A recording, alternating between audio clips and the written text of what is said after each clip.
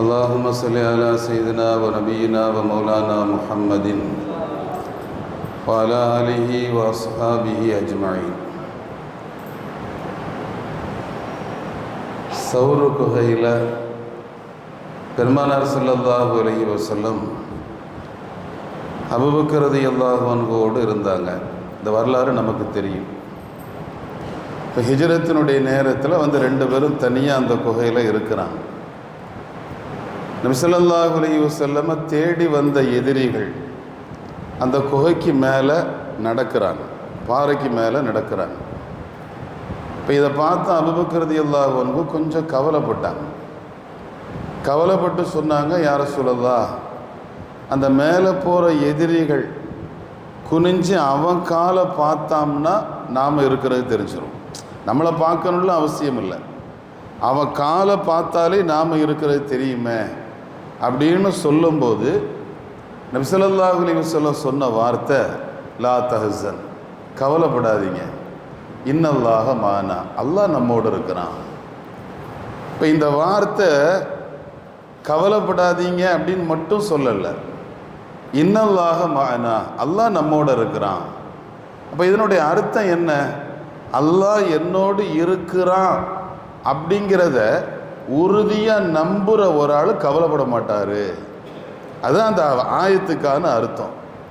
இப்போ இந்த வார்த்தையை ஸல்லல்லாஹு அலைஹி வஸல்லம் சொன்ன பின்னால் அபூபக்கர் ரலியல்லாஹு அன்ஹு வஃபாத்து வரையிலும் கவலைப்பட்டதே இல்லை. அவங்களுக்கு எவ்வளவோ பிரச்சனைகள் வந்திருக்கும், நம்ம எல்லாருக்குமே தெரியும். ஸல்லல்லாஹு அலைஹி வஸல்லம் வஃபாத்தான போது உமர் ரலியல்லாஹு அன்ஹு வாளை உருவிக்கிட்டு தெருவெல்லாம் சுற்றினாக.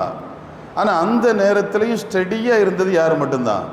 அபூபக்கர் ரலியல்லாஹு அன்ஹு மட்டும்தான். அப்போ அதுக்கு பின்னால் அவங்களுக்கு கவலை இல்லை. இப்போ இதிலேருந்து நமக்கு என்ன விளங்குதுன்னா, உலகத்தையே ஆட்டி படைக்கிற கவலை ஒரு ஆளுக்கு இல்லாமல் போகணும்னு சொன்னால் அல்லாஹ்வுடைய நம்பிக்கை அழுத்தமாக இருக்கணும்.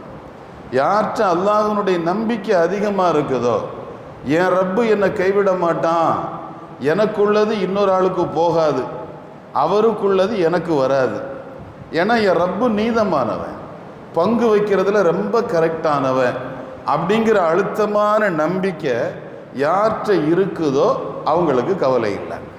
பெருமானார் ஸல்லல்லாஹு அலைஹி வஸல்லம் சொல்கிறாங்க, ஹஸ்பி அல்லாஹ் லா இலாஹ இல்லாஹு அலைஹி தவக்கல்து வஹுவ ரப்புல் அர்ஷில் அலீம். இந்த ஆயத்தை யார் காலையிலும் மாலையிலும் 7 தடவை சொல்கிறாங்களோ கஃபாஹுல்லாஹு ஹம்ம துன்யா, அவருடைய துன்யாவினுடைய கவலைகளுக்கு அல்லாஹ் போதுமானவன். அவள் காலையில் 7 தடவை, மாலையில் 7 தடவை. இந்த ஆயத்து சூரத்து தௌபாவினுடைய கடைசி ஆயத்தினுடைய கடைசி பகுதி இது. ஹஸ்பி அல்லாஹ், அல்லாஹ் எனக்கு போதும். அதுக்கு அர்த்தமே அதுதான், சும்மா சொல்லக்கூடாது. அது சொல்லும் போதே மனசுக்குள்ள அந்த எண்ணம் வந்துடணும், ஹஸ்பி அல்லாஹ், அல்லாஹ் எனக்கு போதும். லா இலாஹ இல்லாஹு, அவனை தவிர எந்த இலாகும் இல்லை, வணக்கத்துக்கு தகுதியான யாரும் இல்லை. அலைஹி தவக்கல்து, அவன் மேலே நான் நம்பிக்கை வச்சிருக்கிறேன்.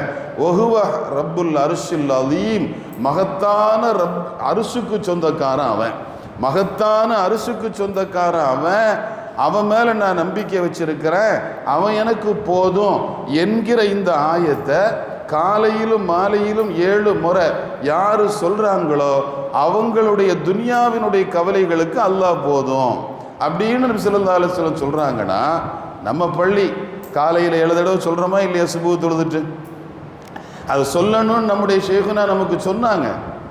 ஆனால் நீ சொல்லுன்னு சொன்னாங்க, சொன்னால் என்ன கிடைக்கும்னு சொல்லலை. ஏன்னா பிரதிபலனை எதிர்பார்த்து அமல் செய்யக்கூடாது.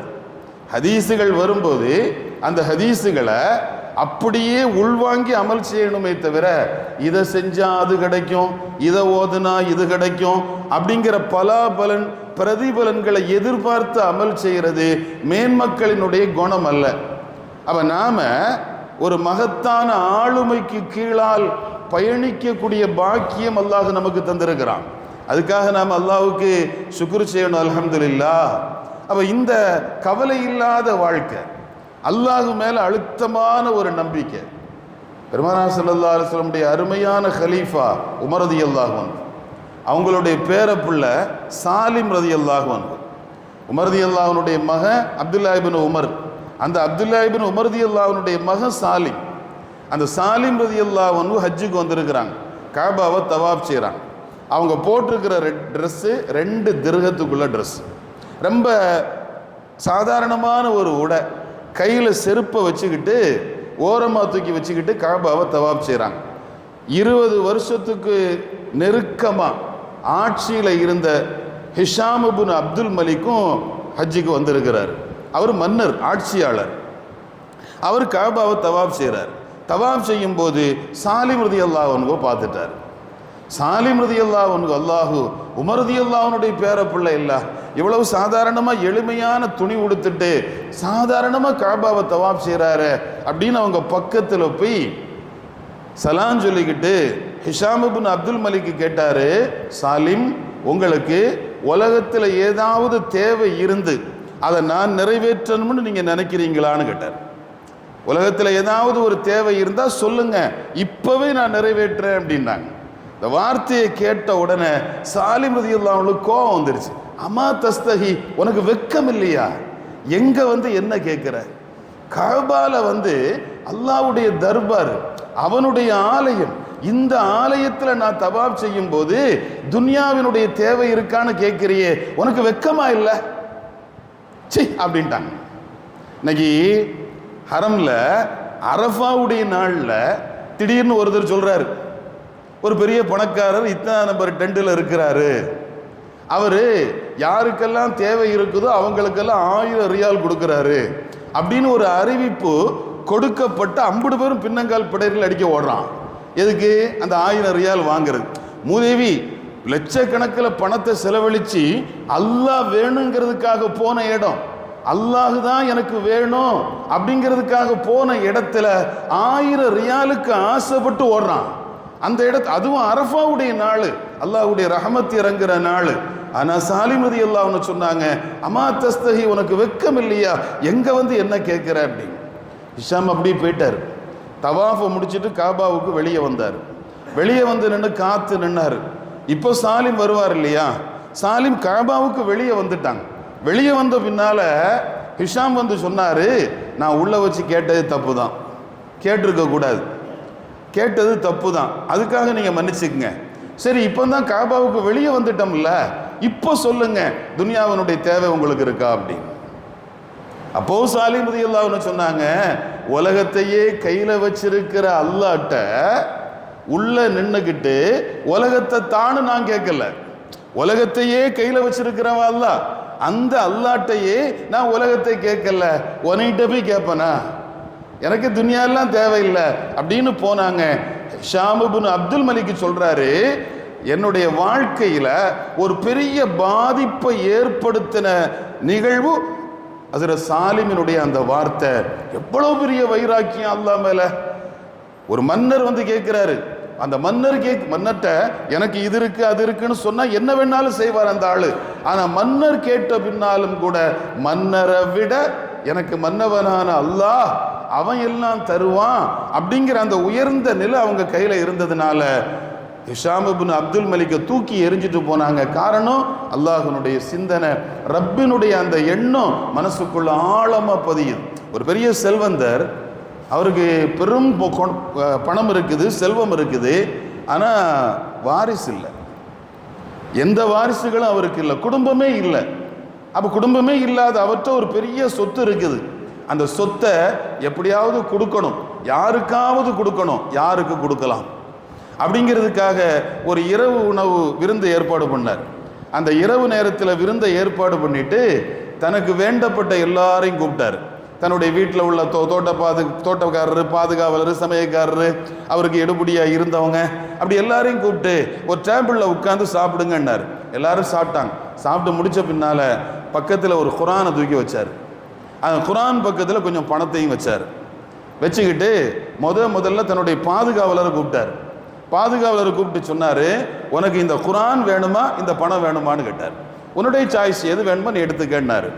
அந்த பாதுகாவலர் சொன்னார், நான் இளைஞன்தான், எனக்கு குரான் மேலே ரொம்ப காதல் இருக்குது, ஓதணுங்கிற ஆசையெல்லாம் இருக்குது, ஆனால் ஓத தெரியாது. எனக்கு ஓத தெரியாது. ஓத தெரியாத நான் குரானை எடுத்துகிட்டு போகிறத விட பைசாவை எடுத்துகிட்டு போகிறது தான் நல்லது, அதனால் நான் பணத்தை எடுத்துக்கிறேன்ட்டார் அவர். சரி போத்தான்ட்டார். ரெண்டாவது சமையல்காரரை கூப்பிட்டார். சமையல்காரரை கூப்பிட்டு சொன்னார், உனக்கு பணம் வேணுமா குரான் வேணுமான்னு கேட்டார். அவர் சொன்னார், எனக்கு நல்ல குரான் ஓத தெரியும், எனக்கு குரான் ஓதுனா ஒரு ஆர்வம் என்னை பொத்துக்கிட்டு வரும், ஆனால் என்ன செய்ய ஓதுறதுக்கு நேரம் இல்லை.